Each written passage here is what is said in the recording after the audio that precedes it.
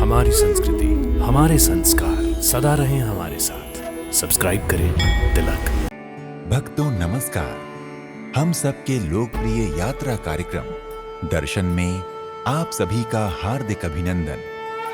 अपनी इस कार्यक्रम श्रृंखला के माध्यम से हम हर बार आपको देश के किसी न किसी ऐतिहासिक, धार्मिक एवं पौराणिक स्थल की यात्रा करवाते हैं। इसी श्रृंखला में आज हम आपको जिस रहस्यात्मक स्थान की यात्रा पर ले जा रहे हैं वो कोई मंदिर या धाम नहीं, अपितु एक पौराणिक गुफा है जो अपने भीतर कुछ कथाएं एवं रहस्यों को समेटे हुए है।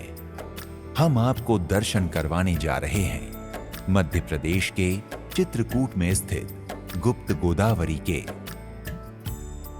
चित्रकूट जिले से लगभग 18 किलोमीटर की दूरी पर विंध्य पर्वत श्रृंखला में स्थित ये गुप्त गोदावरी मंदिर सामान्य मंदिर नहीं, अपितु गुफाओं में स्थित प्राकृतिक एवं आध्यात्मिक दोनों ही तरह से अति प्राचीन एवं महत्वपूर्ण स्थल है। इस मंदिर का मुख्य आकर्षण यहाँ सदियों से रहस्यमय रूप में बहने वाली गोदावरी नदी है, जो खुद में बहुत सी कथाएं एवं वर्षों पुराने इतिहास को छिपाए हुए बहती है, जो यहीं से बहकर यहीं सिमट जाती है। इस कारण इसको गुप्त गोदावरी कहा जाता है। इस स्थान को चित्रकूट के सबसे दिलचस्प स्थानों में गिना जाता है। वहीं पर्यटन के लिहाज से भी यहाँ आने वाले सैलानियों की संख्या हर रोज हजारों में होती है। यहाँ के घाटों, झरनों और पर्वतों की सुंदरता देखते ही बनती है। मंदिर की तरफ जाते रास्ते में दोनों ओर आपको भोग प्रसाद, फूल आदि पूजा सामग्री की दुकानें मिलती हैं, जहाँ से प्रसाद लेकर मंदिर की ओर जाने वाली सीढ़ियों पर कदम बढ़ाने होते हैं। सीढ़ियों के पास ही एक सुंदर सा विशाल जल कुंड है, जिसमें गुफाओं के अंदर से आने वाला गोदावरी नदी का जल एक धारा के रूप में गिरता रहता है। इस मंदिर में प्रवेश करने के लिए आपको टिकट लेना होता है। चित्रकूट के अन्य सभी धार्मिक स्थलों की तरह गुप्त गोदावरी का भी अपना एक पौराणिक इतिहास है। हिंदू पौराणिक महाकाव्य रामायण में बताया गया है कि भगवान राम अपने 14 वर्ष के वनवास के दौरान लक्ष्मण जी और सीता माता के साथ शुरू में कुछ समय के लिए इसी गुफा में रुके थे और एक दरबार भी लगाया था। कहते हैं इन गुफाओं का निर्माण त्रेता युग में देवशिल्पी भगवान विश्वकर्मा द्वारा किया गया है। गुप्त गोदावरी मंदिर 2 रहस्यमय गुफाओं में प्राकृतिक रूप से निर्मित है, जिनमें से एक गुफा लंबी है। माना जाता है कि ये गुफाएं बहुत ऊंची और चौड़ी हैं, जिसका प्रवेश द्वार काफी संकरा है, और दूसरी उससे छोटी गुफा को कई वर्षों पहले प्रकृति ने अपने चमत्कार से बनाया है। जब हम बड़ी गुफा में घुसते हैं तो एक अद्भुत शांति का अनुभव होता है। गुफाओं की दीवारों एवं सीढ़ियों पर लाइट की पर्याप्त व्यवस्था की गई है।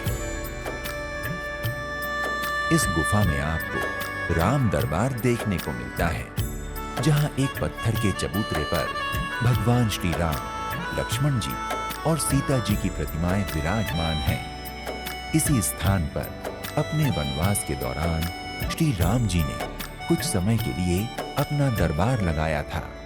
श्रद्धालु अपने साथ लाई पूजा सामग्री यहाँ भगवान के चरणों में अर्पित कर उनकी कृपा दृष्टि की कामना करते हैं। गुफा में सती अनुसुईया की बहन सती सुईया की प्रतिमा भी विराजमान है।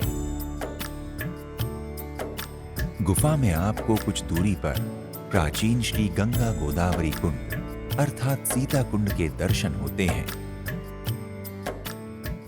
ये गुप्त गोदावरी सीता माता का कुंड जो जल की धारा देख रहे हैं, ये नासिक पंचवटी त्र्यंबकेश्वर से प्रभु राम, माता सीता, लखनलाल के दर्शन को आई है। और ये माता सीता के स्नान का कुंड है। वनवास काल के समय में माता सीता ने इसी में स्नान किया। यही जलधारा दूसरी गुफा में जाती है। दूसरी गुफा से बाहर जाने के बाद कुंड हो जाने, इसीलिए शास्त्रम का नाम है गुप्त गोदावरी। इसी गुफा में भगवान भोलेनाथ भी शिवलिंग रूप में विराजमान हैं। इन गुफाओं के पत्थर सामान्य पत्थरों की तरह प्रतीत नहीं होते, अपितु विस्मित कर देने वाले हैं। एक कथा के अनुसार एक बार राक्षस मयंक ने यहाँ पर सीता जी के कपड़े चुराने की कोशिश की। उस समय लक्ष्मण जी पहरे पर थे। उन्होंने इस राक्षस को इसके कुकर्म के फलस्वरूप उस पर अपना बाण चलाकर पाषाण की शिला में परिवर्तित कर हवा में लटका दिया। राक्षस ने दंड स्वीकारने के साथ ही भगवान राम से अपने लिए भोजन की प्रार्थना की। उस समय भगवान राम ने राक्षस को भोजन के रूप में कलयुग में यहाँ आने वाले सभी जनों के मानसिक दोषों एवं पापों का भक्षण करने को कहा। इस बड़ी गुफा से बाहर नीचे की ओर उतरकर श्रद्धालु दूसरी गुफा की ओर जाते हैं। मंदिर में स्थित द्वितीय गुफा में प्रवेश से पहले श्रद्धालु यहाँ विराजमान भगवान भोलेनाथ के पंचमुखी स्वरूप पशुपतिनाथ के दर्शन करते हैं। वहीं नंदी जी भी विराजमान हैं। ये पंचमुखी शंकर जी हैं, पशुपतिनाथ, जो काठमांडू नेपाल में और दूसरे हैं। भगवान राम ने वनवास में स्वयं पूजन किए। इस दूसरी गुफा के अंदर रामकुंड और लक्ष्मण कुंड है, जहाँ भगवान ने स्नान किया। इसके पानी का मार्ग जाना है। इनका जल यहीं प्रकट है, यहीं गुप्त, इसलिए स्थान का नाम गुप्त गोदावरी नाम है।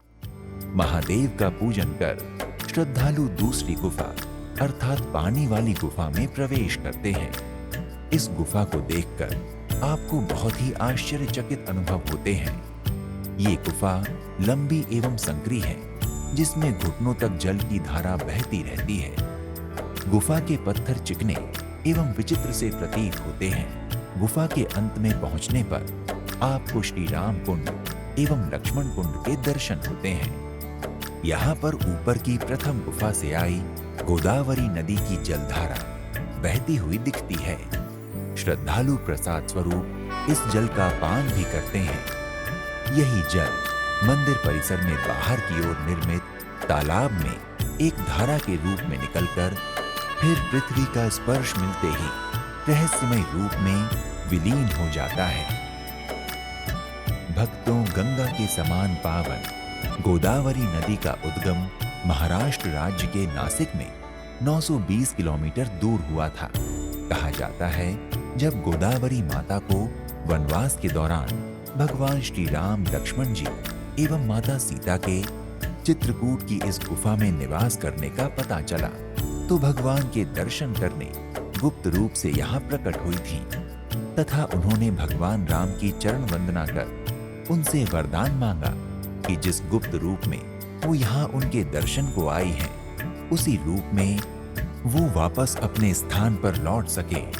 इसी के अनुसार गुफा के भीतर की चट्टानों से गहरी नदी के रूप में उभरती हुई गोदावरी नदी नीचे एक और गुफा में बहती है और फिर पहाड़ों में जाकर विलीन हो जाती है। गुप्त गोदावरी मंदिर भक्तों के दर्शन पूजन के लिए प्रतिदिन सुबह 7 बजे से शाम 6 बजे तक खुला रहता है। यहाँ प्रतिदिन 2 आरतियां होती हैं। प्रथम आरती प्रातः 6:30 बजे एवं सायंकालीन आरती शाम 5:30 बजे तक होती है। आप जब भी इस मंदिर में दर्शन को जाएं, तो इस समय अवधि का ध्यान रखें। अगर चित्रकूट के गुप्त गोदावरी मंदिर में उत्सव की बात करें, तो यहाँ पर हर त्योहार बड़े ही हर्षोल्लास के साथ मनाए जाते हैं। रामनवमी एवं दीपावली के दिन तो यहाँ का नजारा देखने लायक होता है।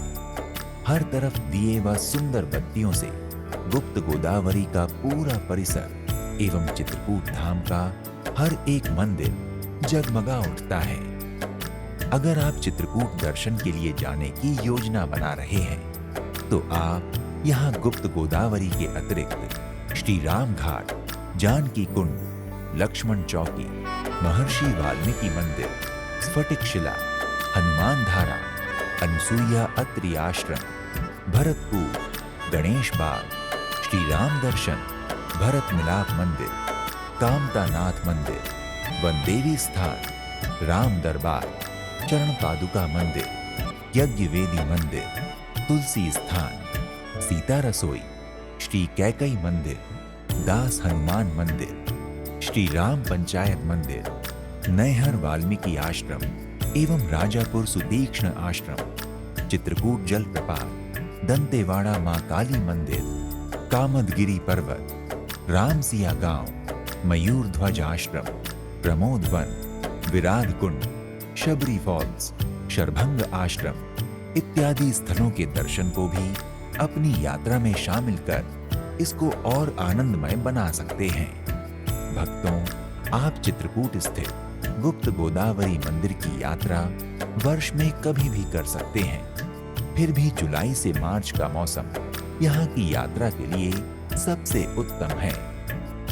भक्तों, आप चित्रकूट स्थित गुप्त गोदावरी मंदिर की यात्रा वायु मार्ग, रेल मार्ग एवं सड़क मार्ग इनमें से किसी भी मार्ग द्वारा आसानी से कर सकते हैं। वायु मार्ग द्वारा चित्रकूट पहुंचने के लिए निकटतम हवाई अड्डा खजुराहो एवं प्रयागराज है, अतः आप हवाई अड्डे से बस या टैक्सी के माध्यम से मंदिर पहुंच सकते हैं।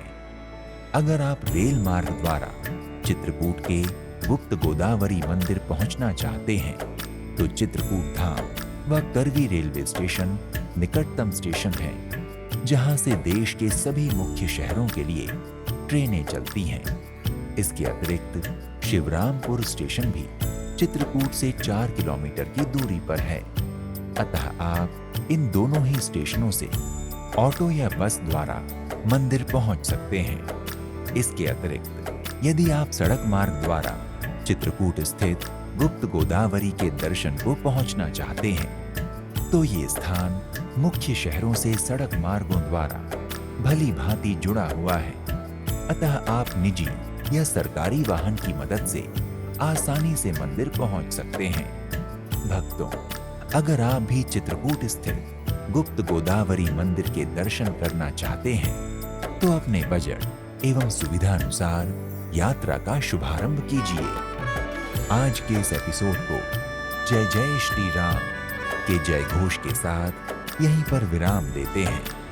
मिलते हैं एक नए एपिसोड में एक नए तीर्थ स्थल की यात्रा पर। तब तक के लिए प्रणाम। इति शुभम।